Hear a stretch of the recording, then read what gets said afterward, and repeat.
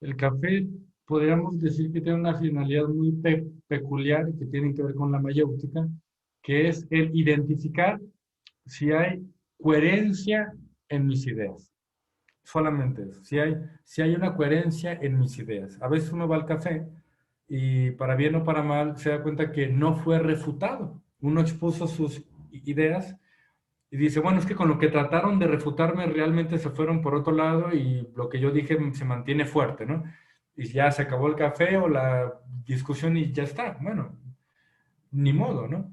Pero cuando hay una honestidad y hay un hablar despacio, un proponer, mira, yo entiendo este concepto por esto, bla, bla, eh, y nos permitimos entender lo que el otro quiere decir con conceptos, el amor, la política, democracia, el feminismo, asesinato, decir que es un asesinato como tal, aunque haya una figura, una definición jurídica que lo especifica, pero bueno, cuando yo hablo de asesinato, ¿a qué me refiero? Porque también candente está el tema del aborto, ¿no? Y que por ahí sale la palabra como concepto.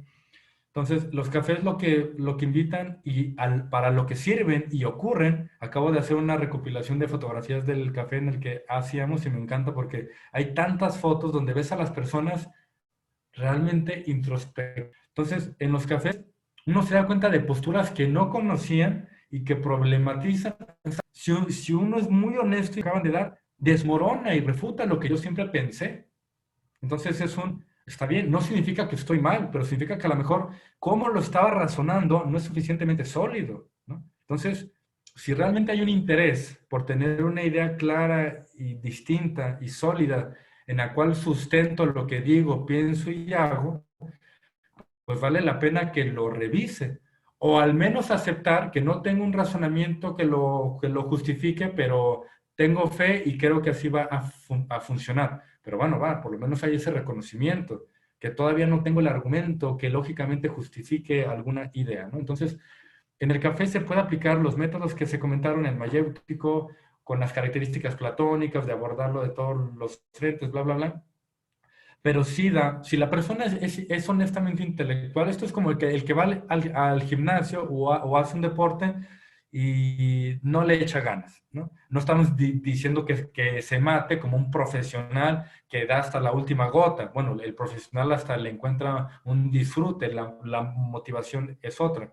Pero alguien que va a entrenar y realmente no le echa ganas, no se estira, no suda, pues está en su derecho, pero no le va a sacar el beneficio que tiene el ejercicio físico. Igual acá, si uno se pone a filosofar, pero no tiene esta honestidad intelectual de reconocer cuando hay un fallo en argumentación, cuando hay un error lógico que alguien te ayudó a ver, entonces no se le va a sacar provecho. Pero si uno tiene esa honestidad intelectual y detecta cuando hay un error en la lógica que uno mismo tiene, va a tener un gran crecimiento o por lo menos va a tener la materia prima para continuar su desarrollo intelectual de sus ideas. Y eso para mí es fregoncísimo, es maravilloso. Y que nada tiene que ver, digamos, con la ciencia en el sentido de que si la cosa es así o no. No, tiene que ver de cómo yo vivo la realidad y cómo la comprendo, ¿no?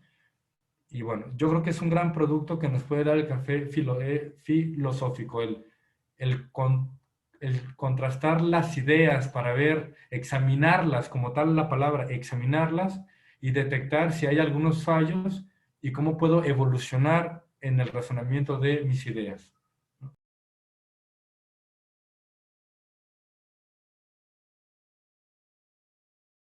Entendí bien la pregunta, yo diría que no debería ser un obstáculo, porque también hay una cuestión de buena fe.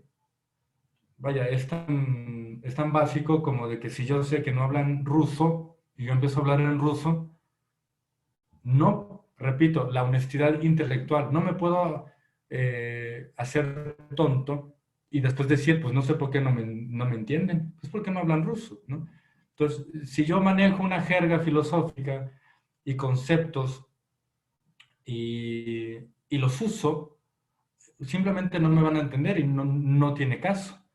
El café filosófico, por eso es café filosófico, porque tiene ese contexto, tiene esa invitación a que sea una charla entre pares hablando de ciudadanos. Si uno es muy docto, en una materia, qué bueno. Pero lo bueno y lo que nos enseña la divulgación es que todo se puede expresar con conceptos elementales.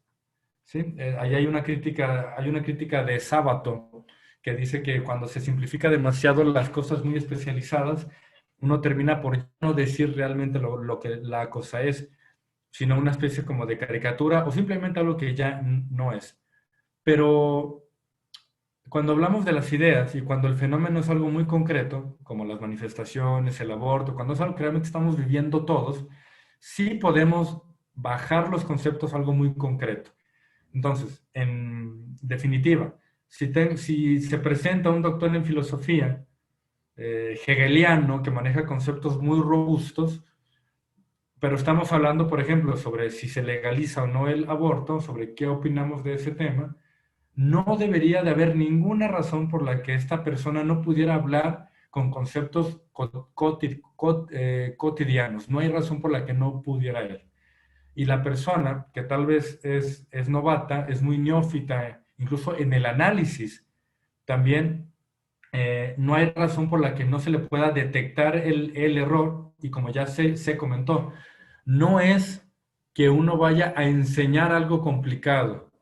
Simplemente es escuchar a la persona cuál es su duda y con los mismos conceptos que tiene, ver si hay alguna problematización ahí. Entonces, si llega este señor doctor o señora maestra en la filosofía y me expresa sus ideas, pero yo como moderador no le entiendo, pues no le entiendo y ya está. También hay que tener esa honestidad filosófica, bueno, esa honestidad intelectual.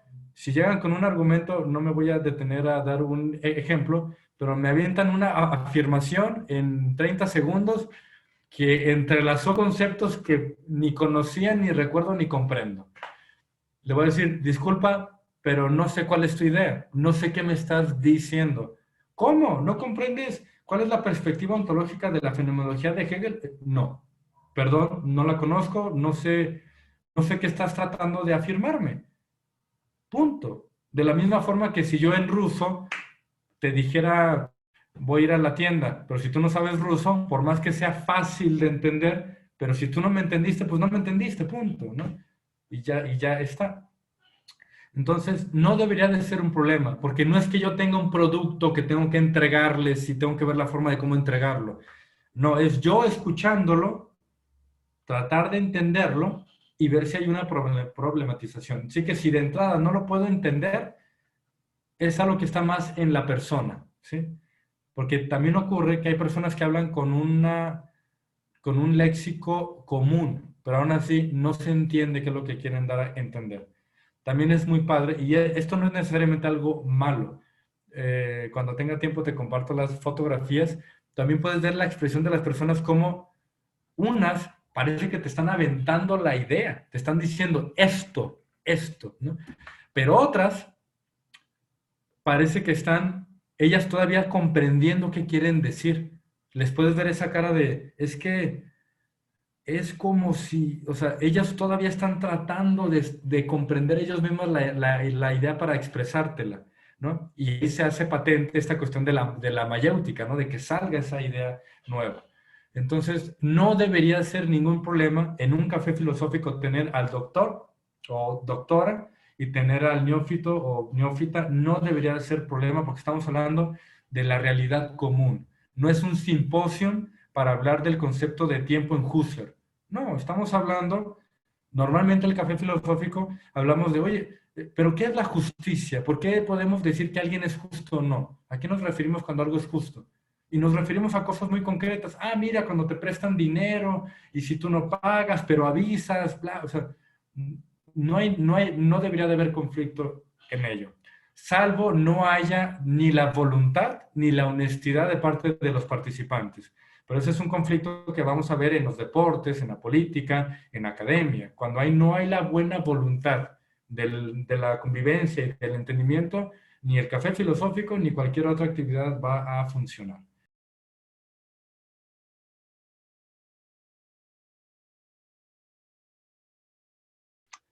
Sí, sí la hay, pero también, repito, la compartida, por ejemplo, con cualquier profesional de la salud, que de alguna forma se ve comprometido y ni siquiera porque le van a pagar. Bueno, estamos en un, claro, mundo capitalista, hay que cobrar porque si no nos morimos de hambre, pero hay como esta vocación de querer ayudar en lo que uno sabe un tanto, ¿no? En general. Hasta en las canicas, si tú ves que no le está tirando bien a la canica y tú sabes cómo, como que dices, oye, mira, es que agárrate así para que salga, ¿no? Canicas. Bueno, entonces, la distinción que hiciste fue buenísima. Aprender filosofía, ahí están los libros y es casi, básicamente es literatura. Ver a la filosofía como literatura también es un arte, es muy bello y ahí está. Luego, filosofar es eso, cuestionarse, tratar de dar una explicación racional a las cosas y entender de que no importa si ya el mundo resolvió los problemas de la vida y de la realidad, bueno, ahí están en el mundo, pero yo los leo y no los comprendo. Entonces, filosofar tiene que ver con uno asimilar también la información, aunque sea la que uno ve en la primaria, en la carrera, etc. Entonces, alguien que quiera aprender a filosofar o le llame la curiosidad el filosofar para mantener la distinción, no es que le interese la filosofía y lo que dijo Sócrates y lo que dijo Santo Tomás de Aquino, no, le interesa filosofar, ¿no? Así como siguiendo con la analogía del deporte, le interesa el jugar, el deporte, no la historia del deporte y quién fue el más grande conductor de carrera, no, él lo que le interesa es el deporte. Bueno, el café filosófico yo creo que es un lugar maravilloso para eso, porque por supuesto que el que va, y hemos tenido la suerte de verlo, que las personas van y dicen, siempre quise un lugar así, en el cual darme cuenta que la gente puede ordenadamente levantar la mano y opinar y hablar y estar en una discusión sin groserearse, sino realmente tratando de aportar algo, ¿no? Y que sea voluntario, y que sea con gusto, y que no sea un, estás mal porque Sócrates dijo que es así, pero ¿por qué? O sea, no es porque Adorno o Sartre dijeron que la realidad es así, sino que las personas están diciendo es que la cosa es así, y a mí me parece que el argumento es de esta forma, ¿no? Entonces, eso es filosofar, el criticar, el cuestionar, el analizar una idea y ver si tiene sentido en la realidad. Entonces, las personas cuando van al café, aunque no participen ellas porque les dé pena o cualquier otra cosa, hemos tenido la evidencia, la evidencia empírica de que las personas aprenden a hacerlo, o por lo menos es un lugar en el cual ejercitan y disfrutan del filosofar, ¿no? Esto no significa que las personas mágicamente desarrollen su intelecto. Hay personas muy testarudas y van, participan, son amables, pero ellos están en posición de, quiero ver con qué me refutan para yo seguir defendiendo mi idea. Y no están de que, si me refutan, pues cambio mi parecer porque ya me refutaron. Yo no sé si eso está bien o está mal, pero de que se filosofa, se filosofa. Y me permito agregar, tú comentaste que si hay una responsabilidad o una didáctica que el moderador deba de seguir, hay muchas formas de hacerlo. Habrá quien proporcionen un discurso previo para contextualizar y problematizar el tema e introducir a la persona. Habrá quienes incluyen otorgar de antemano un material, una hoja que explique algunos argumentos, o mejor aún, en mi opinión, preguntas, ¿no? Preguntas, como para que la persona trate de responderlas y se va a dar cuenta que, digo, sin tanta introducción y sin tanta cosa, el hecho de que trates de preguntar, por ejemplo, ¿cómo sabes que lo que haces está bien? Entonces, no necesitas dar un largo discurso previo de ética, ya el que la persona trate de responderse eso, ya la va a meter en el tema de a lo mejor de la justicia o lo que sea que se esté platicando. Entonces, ¿hay una responsabilidad del moderador? Yo creo que sí, como cualquiera, como la responsabilidad que tiene cualquier persona que se decide a hacer algo, porque de alguna forma está ocupando un espacio y está, de alguna forma, si se me permite esta expresión, robándole la atención a las personas que quieren ese servicio, que quieren ese momento, y uno se está posicionando diciendo, yo puedo y yo lo voy a hacer, ven, ¿no? Ok, entonces si yo estoy buscando un filosofar y alguien se presenta como que vamos a filosofar, creo que se asume una responsabilidad que puede ser muy amable y muy sencilla, pero sí hay una responsabilidad de hacer lo que sea que dices que vas a hacer, hacerlo bien, ¿no? Y yo creo que en los cafés filosóficos el moderador, lo mínimo que tiene que hacer, su responsabilidad es aportar esta honestidad intelectual, no adoctrinar de ninguna forma, ni de la forma positiva ni negativa. La positiva es esto. La forma negativa, eso no es, aunque no te digan qué es, ¿no? Pero eso es adoctrinar. Yo creo que el compromiso del moderador es dar esta honestidad filosófica, no adoctrinar y motivar las preguntas en la persona.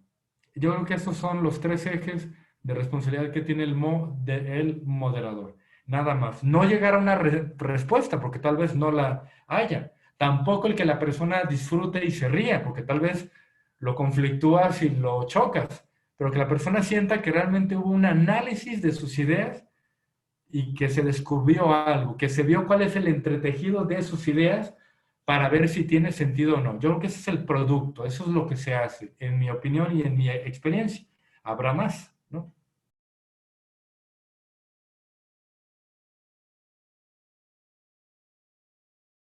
Perdón si soy repetitivo, creo que se trata de entender que hay una cotidianidad, hay una normalidad, que hay que vivirla porque si no uno se muere, uno no es un ermitaño. Pero creo que la cultura filosófica se puede entender como ese, vivimos la normalidad, pero a sabiendas que todo puede ser de otra manera y todo puede verse desde otro ángulo. Y puede ser que eso sea importante para mí y que me voy a permitir el abordarlo, el revisarlo. Y cultura, eso digamos es hacia conmigo, pero también culturalmente en el sentido de que, y esto puede ser también para el otro, es decir, para mi hermano, para mi compañero, para mi profesor, para mi madre, para mi amiga, para mi maestra, bla, bla, bla. Puede ser que ellos estén en una normalidad y estamos en dinámicas, buenas tardes, ¿cómo está? Bien, gracias, pero puede que la realidad para ella sea de otra manera y necesite ser y abordarse desde otro lado. Y puede que yo aporte esta honestidad y apertura para en el momento en que choque, en el que alguien de los dos se salga de la normalidad, como hacía Sócrates, y te choque, ya sea con una acción o con un argumento o con algo, tener esa apertura de entender que viene de ahí, viene de esa necesidad y de esa realidad de que nada es totalmente hegemónico y que todo puede en un momento fracturarse para bien o para mal, pero se fractura, ¿no? Entonces, tener esa apertura y esa conciencia de que en cualquier momento se puede generar, yo creo que esa es la parte de esa cultura filosófica, esa apertura a ese entendimiento y a ese participar con la honestidad intelectual en esas fracturas de lo común, ¿no? Yo creo que esa sería la cultura filosófica.